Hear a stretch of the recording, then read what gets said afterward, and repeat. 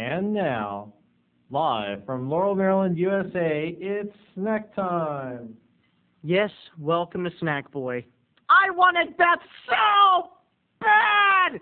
I wanted her. She sat there in architecture just right in front of me, and she would lean over and show me that Catholic bra strap. She wanted me to see it! Anyway, it was almost time for my first homecoming dance, and I really wanted to take this girl Beth in my architecture class.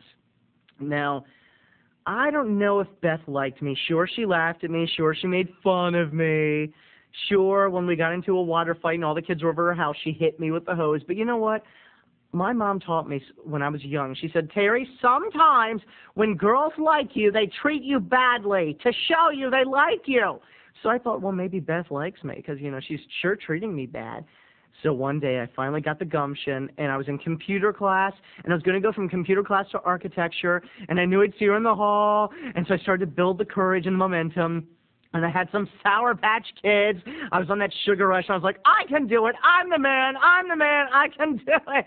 She'll want it. So I'm walking down the hall, and there I see her talking to her friends, and it becomes slow motion, and we're walking toward each other, and my heart's beating, and I finally say, hi, Beth, and she says, hi, Terry, and she starts to walk by me, and I'm like, Terry, you didn't do it. You didn't do it. Do it. Do it. Do it. And I turned around and went, Beth, Beth, and she said, yeah, and I said, will you go to the homecoming dance with me? And she went, no. No! So I was devastated. So I went home, and I was all, you know, pretty much on the verge of freshman tears to my mom. And I was like, no! You told me that if girls liked you, they were mean. She said, Terry, not all girls. I didn't say that about all of them. So I had to go back to the drawing board.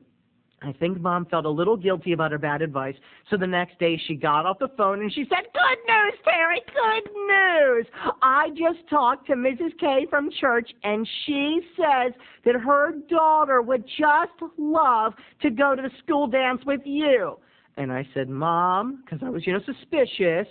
I didn't know what she's trying to do. Is this girl going to lead me to the Lord? Was she like a spy of Christ for my mother? I said, what? Who is this girl? Do I know her? Her name is Mina. She's a nice Italian Baptist Christian girl, and she is such a sweetie, Terry, and I think you two would have a great time. I know you would. I said, Mom, do I know her? Yes.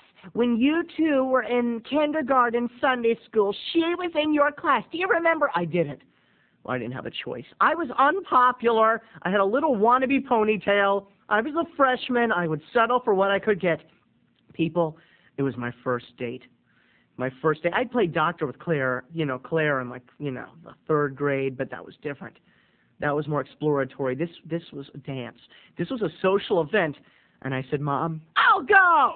I called her up, and I said, hi, Nina, this is Terry.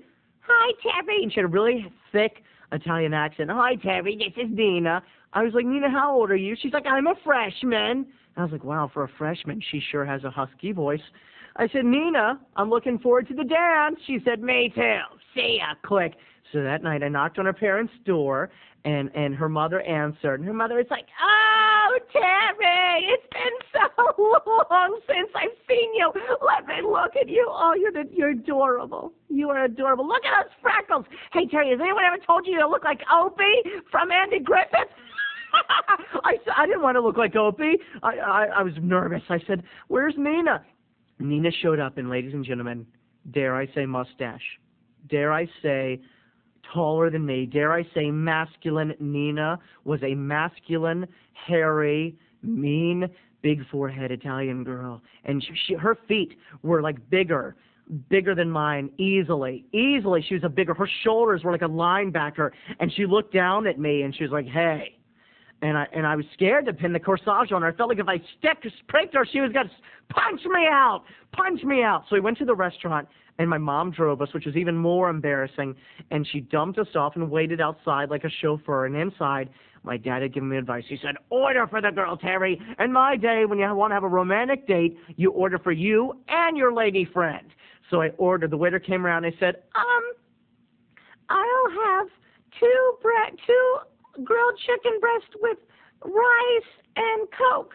And Nina was like, excuse me? I hope you're talking about for you. I was like, I thought for both of us. She said, and she ordered the most expensive meal in the restaurant. My mother had only given me $20. I had to get in her purse and borrow money, people. It was humiliating. We got to the dance and things got even worse. As I walked by the popular kids with my huge linebacker date, they were all snickering.